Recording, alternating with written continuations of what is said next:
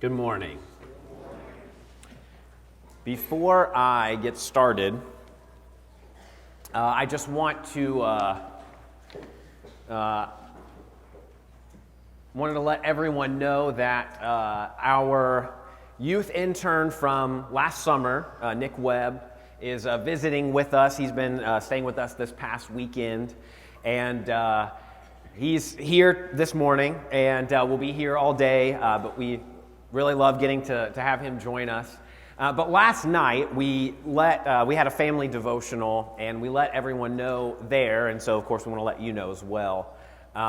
We are actually asking Nick to come back for next summer, and he has accepted that, and so Nick is going to be our summer intern for our youth ministry for the summer of 2024.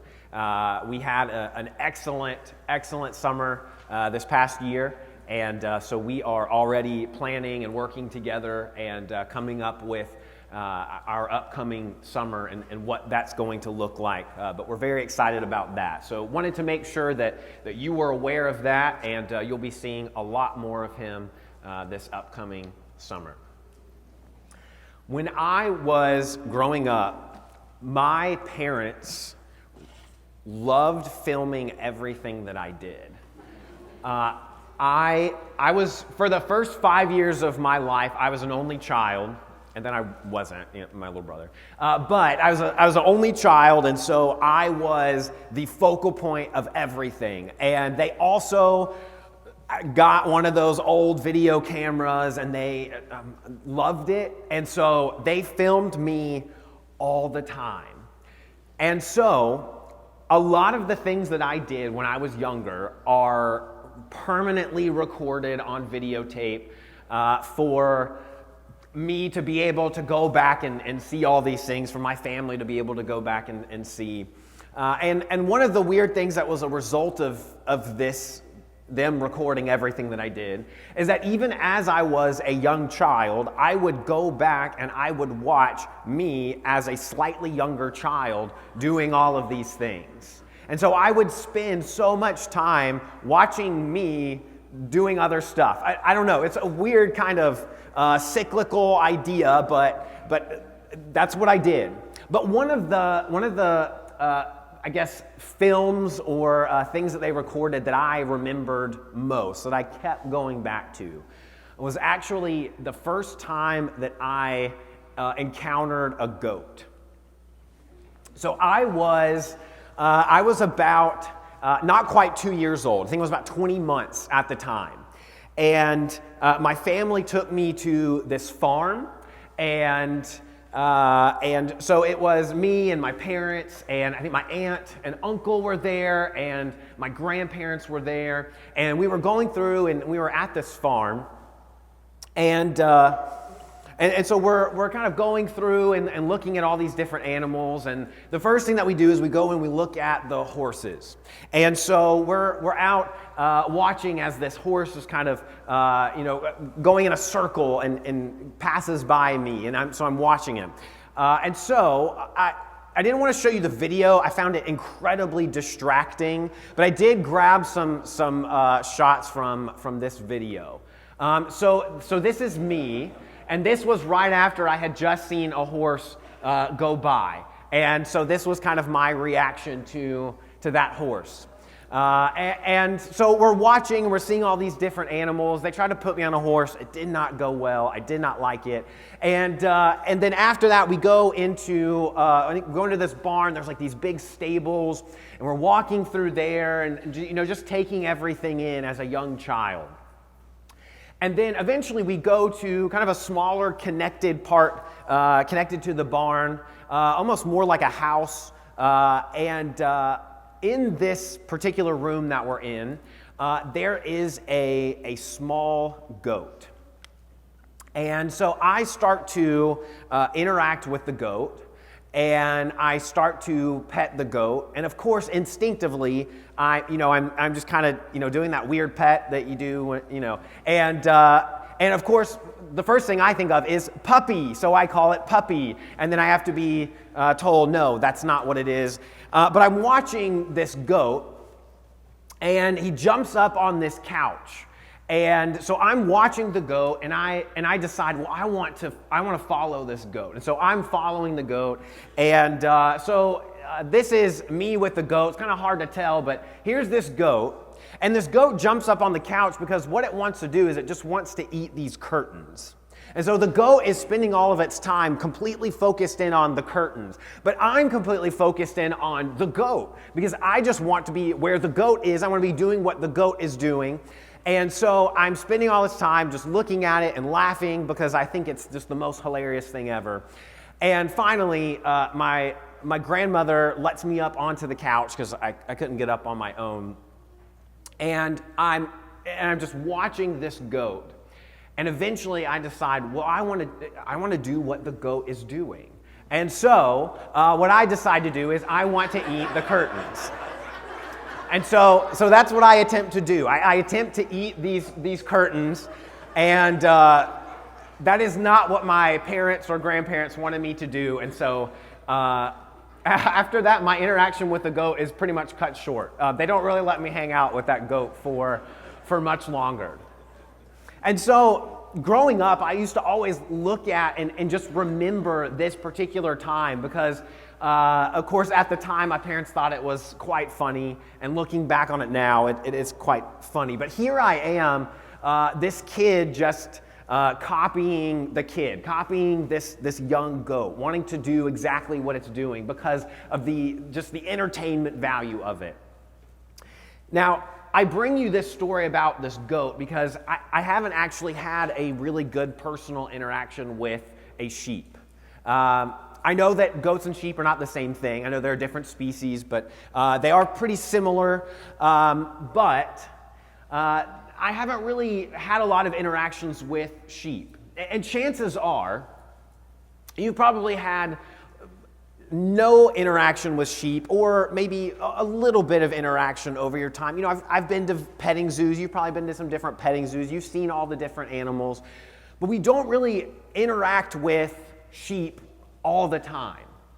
And, you know, if we don't fully understand the idea of a sheep and the way that it lives and this idea of a sheep and a shepherd, then that means that there is a very important concept in the Bible that is a little bit foreign to us. We understand the basics of it, but we don't fully understand the details of it.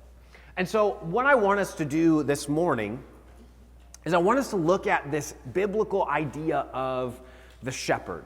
And I want us to kind of make our way. What we're going to do is we're going to travel through the Bible together. And we're going to understand this constant and continuous theme of the shepherd as it plays out from beginning to end throughout Scripture.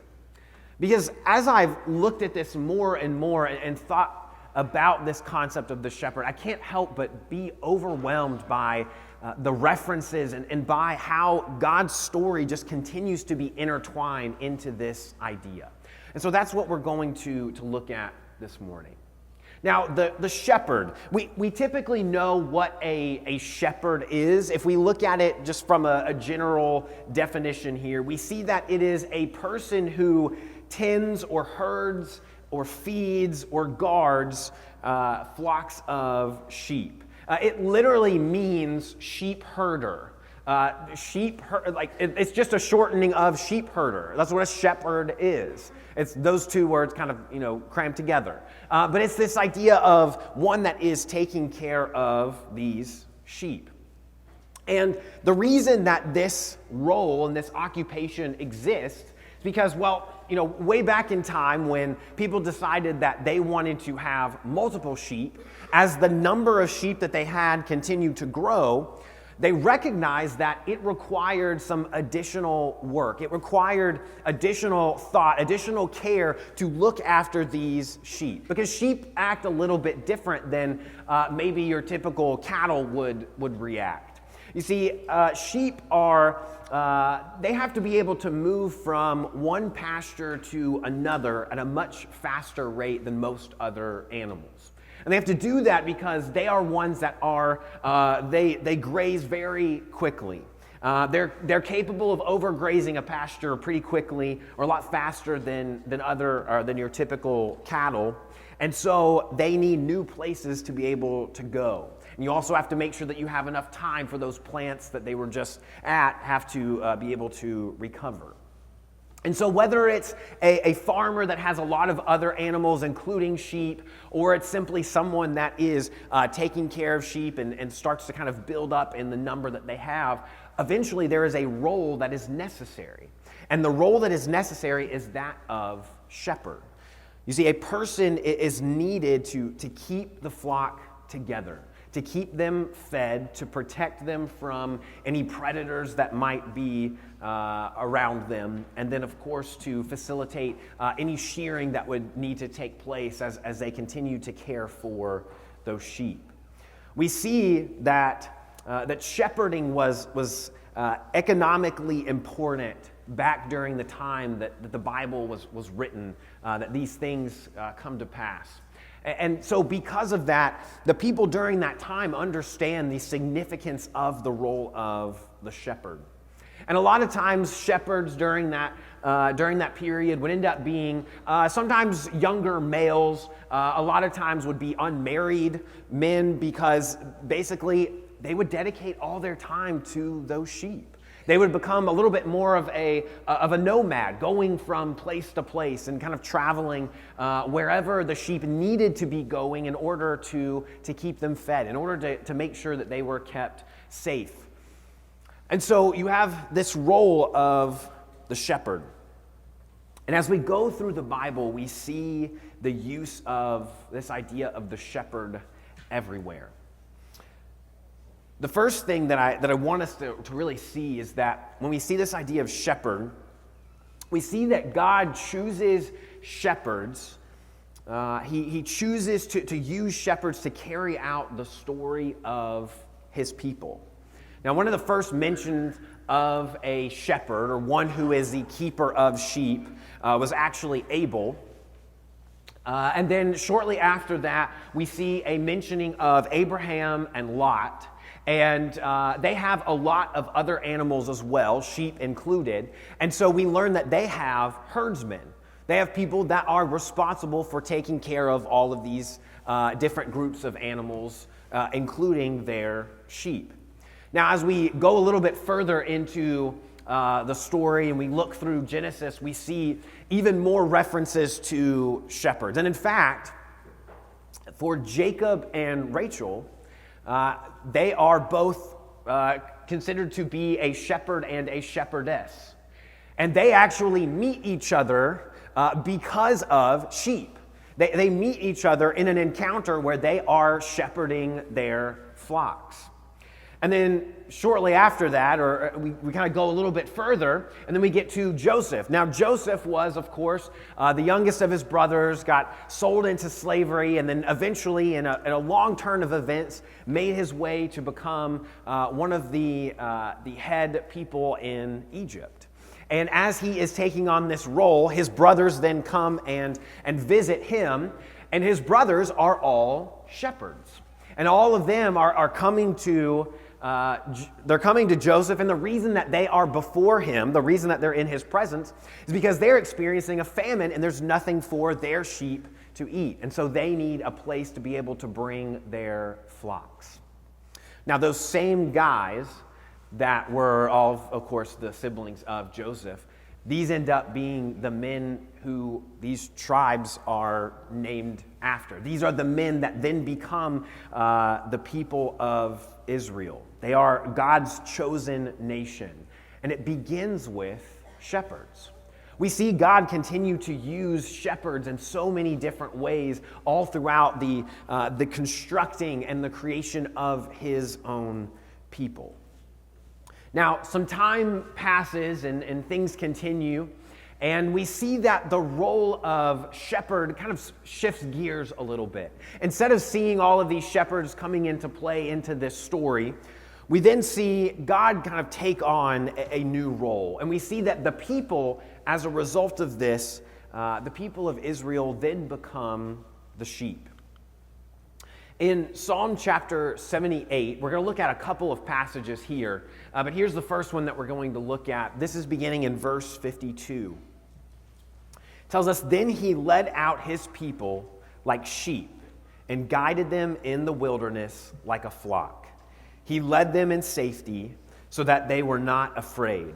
But the sea overwhelmed their enemies, and he brought them to his holy land, to the mountain which his right hand had won. He drove out nations before them. He apportioned them for a possession and settled the tribes of Israel in their tents." So here we now see a change in this idea. We go from seeing all of these shepherds being the ones that begin this nation of God's chosen people. And now after this, we then see that Israel becomes the sheep. Israel becomes the sheep, and God is their shepherd. He's leading their sheep wherever they need to go. Now we even see that over time, as this exodus takes place, the people of Israel had gone from a great, wonderful pasture where things were being taken care of, where they were able to thrive. And we see that their conditions get worse and worse over time. And so God knows that it's time to take them to a new pasture. It's time to take them to somewhere else where they can be taken care of. And so that's why the Exodus takes place. God is leading them to a new place where they will be able to find all that they need.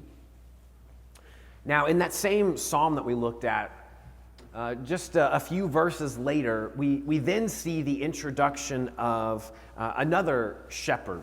And this is a man that we are typically pretty familiar with. And so now we see this role kind of pass on to this next person. Beginning in verse 70 of Psalm 78. It says, "He chose David his servant and took him from the sheepfolds. From following the nursing ewes, he brought him to shepherd Jacob, his people, Israel, his inheritance. With upright heart, he shepherded them and guided them with his skillful hand." So now we see David become a part of this story. Now, David was, of course, one that when we begin to learn about him, we just see him as a young boy and a shepherd. But over time, that role changes. The things that he does because of his faith kind of push him forward and allow us to see him in a lot of really awesome ways. But we see that David goes from this shepherd boy with great faith to become a shepherd of God's people. It is a man who knew, most importantly, not only the significance of the role that he had in front of him, but also the significance of who it really was that was his shepherd. In fact, in Psalm 23, we see him begin by talking about this very statement that we tend to talk about a lot. "The Lord is my shepherd." And so now we're focusing on David, who is appointed and given this role of shepherd to lead God's people, to continue to take the people of Israel in the right direction and lead them where they need to go. But all the while, David is still mindful and recognizes that the Lord is the one who is shepherding him. As we continue to look at the people of Israel, God's chosen people, God's flock of sheep, we see that over time, this does not go as well as one would hope. We see that there are a lot of sheep that start to stray. There are a lot of sheep that start to find other shepherds, other places where they begin to follow, where they start to feel like maybe things are better if they go in this direction or that direction, losing sight of their shepherd. And so for a time, there's really a lot of people that start to realize that they no longer have a shepherd that is present for them. And that, of course, brings us into the New Testament. When we get into the New Testament, we begin by looking at the gospel. And with the gospel comes a new shepherd. A lot of things kind of lead us up to this point where we know that there is this new shepherd that is coming, that is going to be able to shepherd the people. And I think one of the really cool things that we see about this shepherd is that he is also welcomed into this world by shepherds.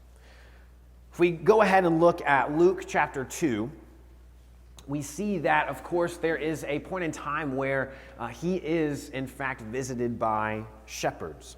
Beginning in verse 15, it says, "When the angels went away from them into heaven, the shepherds said to one another, 'Let us go over to Bethlehem and see this thing that has happened, which the Lord has made known to us.' And they went with haste and found Mary and Joseph and the baby lying in a manger. And when they saw it, they made known the saying that had been told them concerning this child. And all who heard it wondered at what the shepherds told them."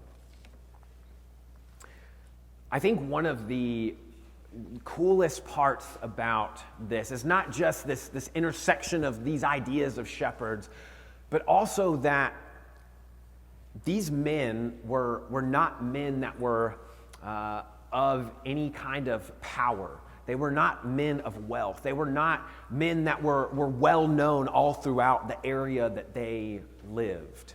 As they go to meet this new shepherd, as they go to see this child that had been born that's going to change everything, they weren't the most notable men to go and see this child. Instead of being identified as or by their appearance or their heritage or by what they had on this earth, they were simply known to us by their occupation, and that was shepherds.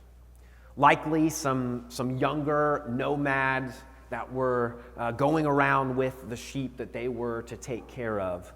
They were the ones that welcomed Jesus into this world. And of course, Jesus continues to grow, and eventually he begins his own ministry while he is here on this earth. And while he begins his ministry, we see him then start to become the shepherd. In Matthew chapter 9, this is where we see something very important about the people that he surrounds himself with, all of the people that he encounters. In Matthew chapter 9, beginning in verse 35, here's what it tells us. "And Jesus went throughout all the cities and villages, teaching in their synagogues and proclaiming the gospel of the kingdom and healing every disease and every affliction. When he saw the crowds, he had compassion for them, because they were harassed and helpless, like sheep without a shepherd."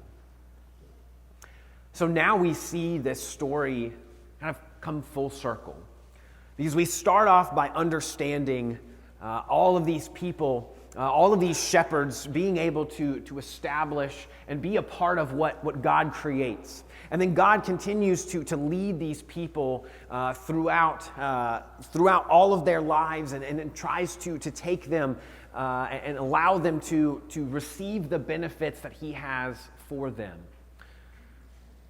But now, after this time of disobedience, of straying away, now this new shepherd is here. And this new shepherd recognizes that there are a lot of people all throughout the world that do not have a shepherd. We see that the Son of God sees a world full of sheep, a world full of sheep without their shepherd. They have no one to tend to them, no one to lead them, no one to protect them, no one to care for them as they so desperately needed. And so Jesus takes this opportunity to show them that they have someone that is going to take on this role for them. He shows to the people through his ministry, through his life, and even through his words as he speaks to these people to let them know that he is the shepherd that so many for so long have been looking for. In John chapter 10, as we read earlier this morning, we see this message being given from Jesus, beginning in verse 11. It says, "I am the good shepherd. The good shepherd lays down his life for the sheep. He who is a hired hand and not a shepherd, who does not own the sheep, sees the wolf coming and leaves the sheep and flees. And the wolf snatches them and scatters them. He flees because he is a hired hand and cares nothing for the sheep. I am the good shepherd. I know my own, and my own know me. Just as the Father knows me, and I know the Father, and I lay down my life for the sheep." As the people of this time hear this message, this is a message that they can understand, that they can relate to. Because a lot of them, as they are out in the crowds and they're listening to what Jesus is presenting here, they know this role between shepherd and sheep. They understand that those who are a shepherd, their entire life is dedicated toward making sure that those sheep are cared for, that those sheep are protected, that they are led from one place to another, and that those sheep in return follow that shepherd. That those sheep are going to do everything they can to stay together, and when they recognize that they are going to do whatever that shepherd needs them to do as they are being led. And so as they hear this idea and they know this concept of, one who's a hired hand, he's not going to invest everything that he has in these sheep because they're not really his. But this shepherd that comes before them makes sure that he lets them know that they are his. These sheep are all his. And the amount of love and the amount of care that he has for them surpasses more than they could possibly understand. Because what he tells them is that I know my sheep, they know me, and I lay down my life for those sheep. See, as Jesus looks out at these crowds, and honestly, as he looks out throughout the entire world, understanding what they need, he sees that these helpless people need a shepherd. And here he was, ready to die for his sheep. Jesus is here presenting this message to these people and what he is willing to give up, the amount of love that he has and he's willing to share for all of them. And so, even though this concept, even though this message, even though this idea is not something that carries on today, even though the way that sheep are shepherded and the way that we see that is not as common, especially around where we live, it's not as common today, this is still something that we can learn so much from. Because the important thing about all of this is that this story is not over. Everything that has happened from the very beginning is still just as much a part of our lives and our story today. Because we can continue to connect through this story of the shepherd. And as we look at this, even a couple of thousand years later, after Jesus gives us this message about how he knows his sheep and he will lay down his life for those sheep, we recognize and we know that we are all sheep. We are all sheep, and we are all in need of a shepherd. Because without any shepherd, if we don't have that protection, if we don't have that care, if we don't have someone there for us, then we are helpless. We are simply in need of a direction. We are in need of guidance. We desperately need protection. But we know that our shepherd, the good shepherd, is waiting to lead us and to protect us and to care for us. You see, back when he told those people that he was willing to lay down his life for his sheep, the awesome thing that we have is that we see that he's already done that. That's how much he loves us as his sheep. And so as we look to this idea of the shepherd, we can't help but see the magnitude of the love that he has for us, because he has already laid down his life for every single one of us, his sheep. And so, obviously, our goal is to follow the shepherd.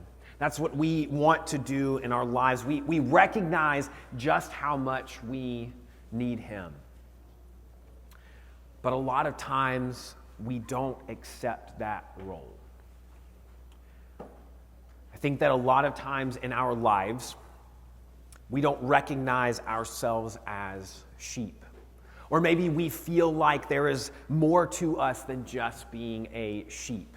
And sometimes for us, the concept of being a sheep almost feels a little bit demeaning, because sheep aren't the most intelligent animal out there. And so to compare us to that is ridiculous. However, we're not really that far off in terms of what sheep know and what the shepherd knows in comparison to what we as people here on this earth know and what our God truly understands. You see, the shepherd is the one who understands the path set before us. He is the one that has the ability to take us in the direction that we need, to take us to the next pasture in order for us to find the care and the food and all of the things that we need in order for us to survive and make it to our ultimate destination. But we believe that we are more than just this sheep, and so we try to take things into our own hands. And so sometimes we find ourselves choosing to follow other people. But as a result of that, they are simply other sheep who are also without direction. And if we follow other people that aren't following our God, then all we are doing is allowing ourselves to go in the wrong direction from where we need to be led. Or sometimes we feel like we are our own shepherd. We like to take on that role for ourselves. And as a result of that, we believe that we have what it takes to take care of our own needs, to be able to go on our own path and find our own success.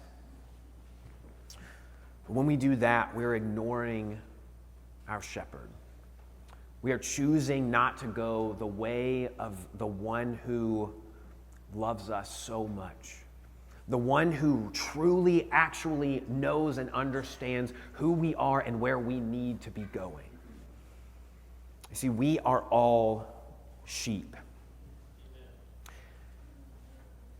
And our God, as he shows through the Bible, continues to he wants to make this idea of the shepherd and the sheep something that continues to exist today, something that we're able to get into our minds. Because as we look back at the Word of God, we see that our God used shepherds. He used these people with the role of shepherd, people that understood what it meant to take care of something, to have value in something, to make sure that a large group was taken care of and led in the right direction. God then used those people in order to start his nation of chosen people. But then God became a shepherd over those people and took care of them as far as they would allow him to go before they started to go their own way. And so as the final move for that in response, God then sends a shepherd. God sends this shepherd, and that is the shepherd that we are to follow. And so as we get to this ending of this story, the ending of the story rests within us. And it comes down to the simple question of if we are going to choose to be one of his sheep, or are we going to try and be our own shepherd? Are we going to try and allow things to be in our own hands? Are we going to try and follow other sheep that are only going to lead us down the wrong path? Or are we going to allow God to be our own shepherd? Our God used shepherds. He became a shepherd. He sent a shepherd. All for us to see that a shepherd is exactly what we need.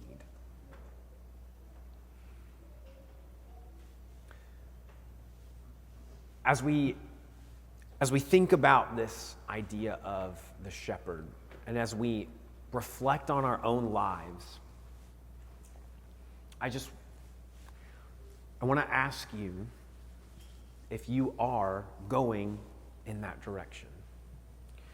As we really reflect on who we are and who we are supposed to be, and the one that's supposed to be leading us, are we really letting him lead us? Are we truly allowing our God to be the shepherd over our lives? Or are we trying to put things into our own hands? Maybe you are here this morning and you recognize the importance of being a part of the flock, the importance of being a sheep that follows the shepherd. But it's really, really difficult to let go of these things. It's really difficult to not just take your life into your own hands and give things over to him. One of the purposes of us being together, of course, primarily is to recognize and to worship this shepherd who has given us all these things in our life. But it is also for us to come together to make sure that our flock is taken care of. And that if there is anyone that needs encouragement, that needs help, that needs whatever it might take in order for them to make it as we go from here and as we continue to take a step forward on this path together, we want you to have that opportunity to find that encouragement, to find whatever it is that you need so that you can keep going, so you can keep following your shepherd. Or maybe you're here this morning and you're not yet a part of his flock.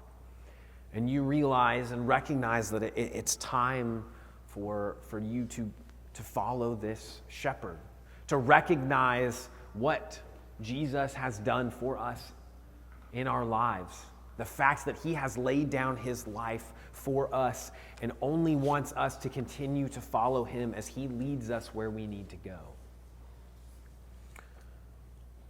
Whatever you might need this morning, we want to make sure that you are taken care of, that you recognize that you are loved, that you are cared for, not only by your God, by your shepherd, but by your flock that surrounds you. If there is anything we can do for you this morning, we ask that you come forward now as we stand and as we sing.